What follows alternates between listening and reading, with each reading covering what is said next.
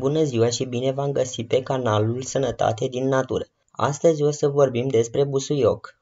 Busuiocul este o plantă din genul oricum familia Lamiaceae.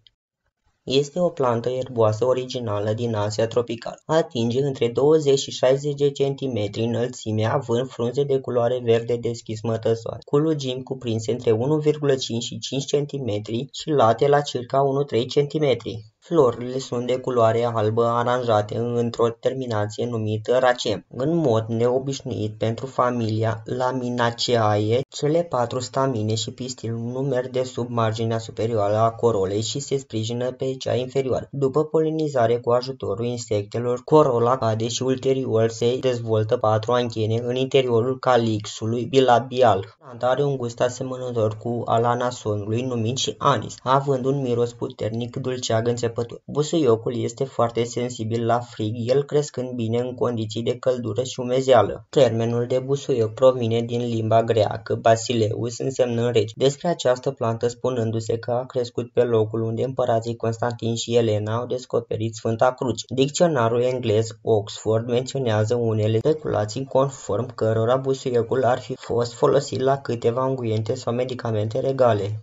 Busuiocul este în continuare considerat regele mirodenilor de mulți bucătari și autori de cărți gastronomice. În mâncare, în mod obișnuit, se recomandă ca busuiocul să fie folosit în stare proaspătă. În cazul rețetelor culinare de mâncăruri preparate termic, adăugarea busuiocului se face de obicei la finalul preparării pentru a nu-i se distruge aroma. Ținut în pungi de plastic, poate fi păstrat proaspăt, fie în frigider pentru o perioadă scurtă, fie în congelator pentru mai mult timp. Planta uscată își pierde mare parte din aromă, ceea ce rămâne având un gust foarte diferit cu iz slab de iarbă proaspăt tăiată. Rețetele cu specific mediteranean și asiatic folosesc în mod frecvent busuioc. În cazul bucătăriei mediteraniene, aroma este completată de roșii. Busuiocul este unul dintre ingredientele principale ale sosului pesto, o specialitate italiană din ulei de plante aromatice provenind din orașul Genova. Celelalte două ingrediente sunt uleiul de măsline și semintele de pin. Bucătăria chineză folosește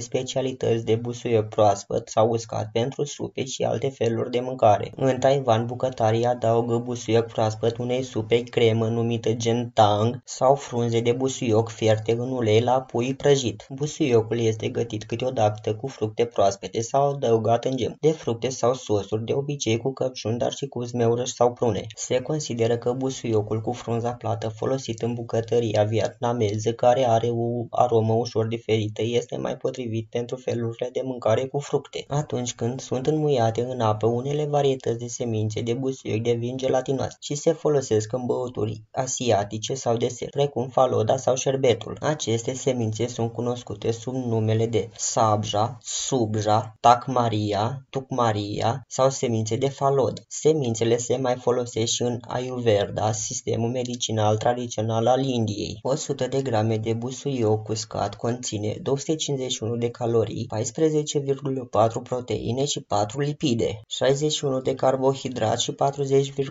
fibre, iar 100 de grame de busuioc verde conține 27 de calorii, 2,5 proteine, 0,6 lipide, 4,3 carbohidrați și 3,9 fibre. În plus, busuiocul este o sursă importantă de calciu, vitamina A, vitamina B6, vitamina C, dar și o importantă sursă de minerale cum ar fi fier, potaziu, magneziu și fosfor. Diferitele varietăți de busuioc au arome diferite datorită faptului că planta conține un număr variabil de uleiuri esențiale numite uleiuri volatile sau uleiuri eterice, care sunt combinate în diferite proporții pentru diferite soiuri. Aroma puternică de cuișoare a busuiocului dulce este dată de eugenol, care e aceeași substanță chimică prezentată și în cuișoare. Aroma de lămâie a busuiocului lămâios este dată de faptul că aceste două soiuri au un conținut mai mare de citral, care produce aceste efecte a mai multor plante. Busuiocul albastru african are o puternică aromă camforată datorită proprietăților mari de camfor și de camfen.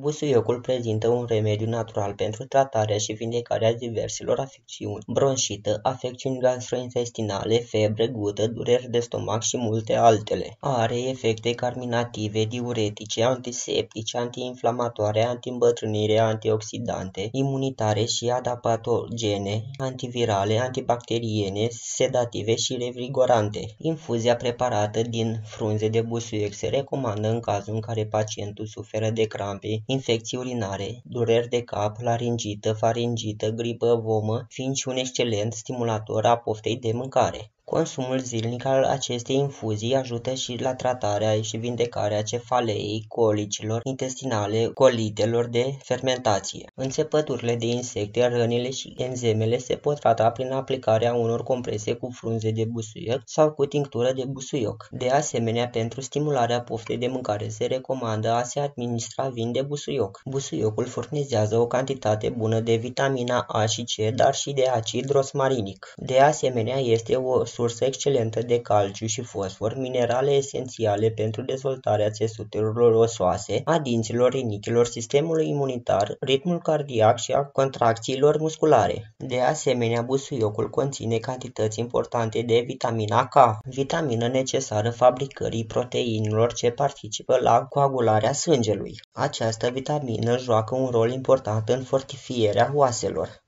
Ceaiul de busuioc este un antigripal foarte puternic și un remediu bun împotriva răcelilor. Frunzele și florile pot fi utilizate sub formă de suc ceai pentru ameliorarea febrei și a răcelilor. Infuzia preparată dintr-o lingură de frunze la o cană de apă se bea după mesele principale. Se poate prepara o tinctură din 10 grame plantă la 100 ml alcool de 70 de grade prin macerarea timp de 8 zile. Se iau 40-50 de picături după mesele principale. Ceaiul de busuioc e recomandat și celor care suferă de artrită reumatoidă. Flavonoidele și compușii volatili din compoziția frunzelor de busuioc au efecte antibacteriene ce contribuie la redobândirea mobilității încheieturilor, reducând durerea. Ai nevoie de o linguriță de plantă uscată sau 5-6 frunze proaspete care se pun la infuzat 10 minute într-o cană cu apă fierbinte. Se strecoară și se bea câte o cană de 3 ori pe zi. La fel de utile sunt și băile terapeutice. Într-o cadă cu apă caldă se pun 2 litri de infuzie de busuioc obținută din 2